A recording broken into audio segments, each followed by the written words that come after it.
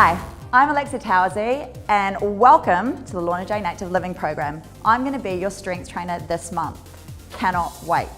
We'd love to share along on your journey, so please post all your workouts with the hashtag Active Living Program, tagging myself at Action Alexa and at Lorna Jane Active so we can see what you're getting up to and how you're feeling as you go along. Can't wait to see the results. Now, I've combined 3 of my favorite training modalities: mobility, Pilates, and the more traditional strength training movements into a full body program that will have you feeling strong yet supple in no time at all. Now, we all know I'm a little bit of a form Nazi, so I want you to focus on correct alignment and posture throughout. That's going to make sure that you engage the right muscles at the right times, which will not only make your training in the gym more efficient, but it will also make you a more efficient human being outside of it as well.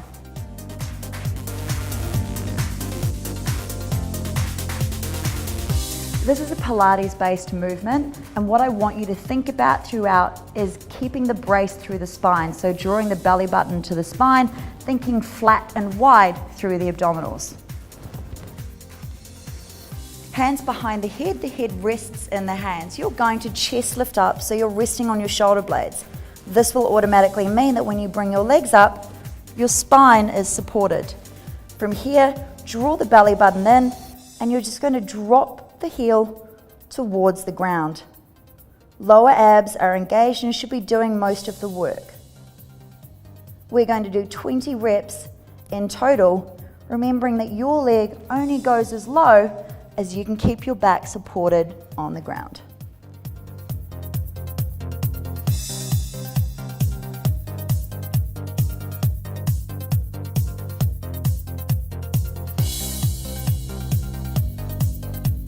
Now, if you can engage your glutes at the beginning of every single workout, it means that your workout is going to be far more efficient and effective. I like to do this as one of my first exercises.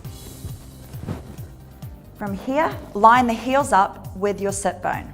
We're actually going to do this with our legs together. Squeezing the legs together will automatically engage the lower abdominals. You're going to initiate this movement by tucking the pelvis slightly so that when you lift the hips, they're not being extended by the lower back. You are in fact isolating the glutes. On the tiptoes, legs together, imagine you're squeezing a 1,000-pound note between the knee and you're going to curl up. I want you to think about articulating or rolling the spine up through each vertebrae.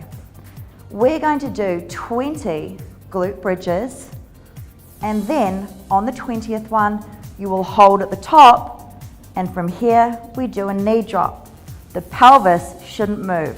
This is brilliant, not just for glute activation, but also for pelvic stability.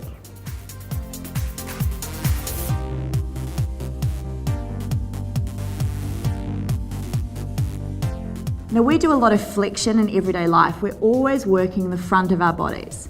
For spinal health, it's also really important to focus on strengthening the back of the body. So we're going to do this move in extension.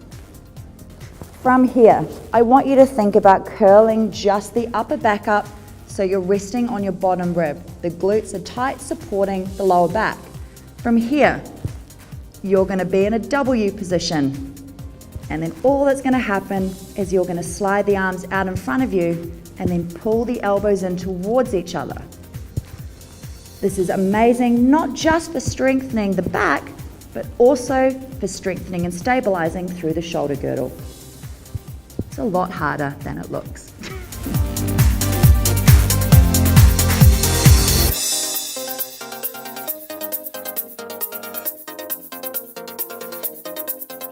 Now we're going to go into one of my favorite mobility-focused exercises, although you will get a little quad burn. It's a frog squat with rotation.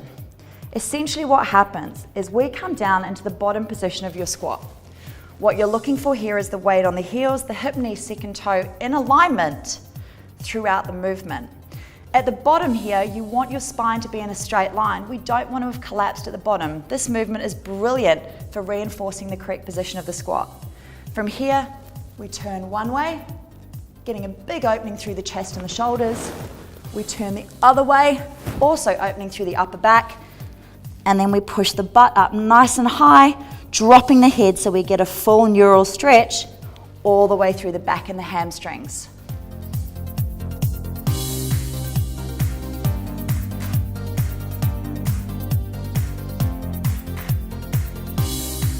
So I love this next exercise because not only do you get the standard push-up, but you're also getting to work on the mobility and stability throughout the entire shoulder girdle throughout. I often use this as part of my warm-ups, but we're going to do it as a main exercise. When you set yourself up, your hands should be directly underneath your shoulders, and you want to feel like you're pushing the floor away so you're not collapsing through the shoulder blades. From here, you're going to start the movement by pushing back into a down dog, getting the length through the hamstrings, framing the head through the arms. As you come forward, keep pushing the floor away, come down into your push-up. All the way back up, back to your down dog. Now the regression on this exercise, if you struggle with full push-ups, is to come all the way down, put your knees on the ground, come up.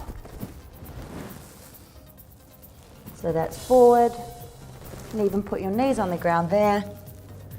Push up, back to your plank, back to your down dog.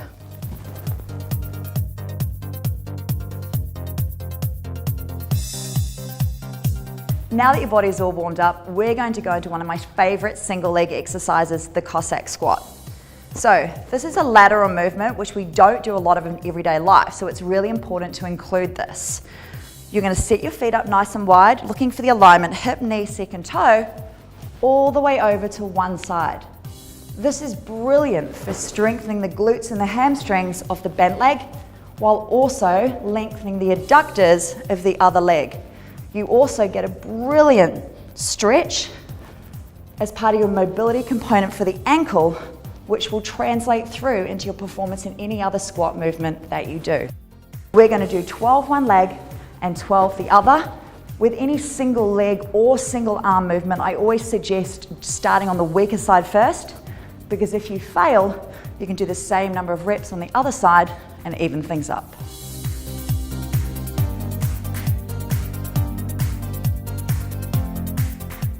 Most people think they don't have time to do mobility work, so I like to sneak it in, this time in the form of a HIIT exercise at the end of the workout. This will get your heart rate up, but it will also lengthen you out through those hips, hamstrings, and groin. From here, foot right outside the hand, and all that's going to happen is a switch change. Use your lower abs to pick you up, heel on the ground, drop through the hips. The regression for this is to go back to your standard mountain climber. Now that you've finished week one, I hope that you're feeling fitter, faster, stronger, and walking taller. That's an amazing accomplishment in itself. Now, I always talk about knowing what your objective is, and I think it's really important to have that as a base. However, your objective could be as simple as making the commitment to do something active every single day.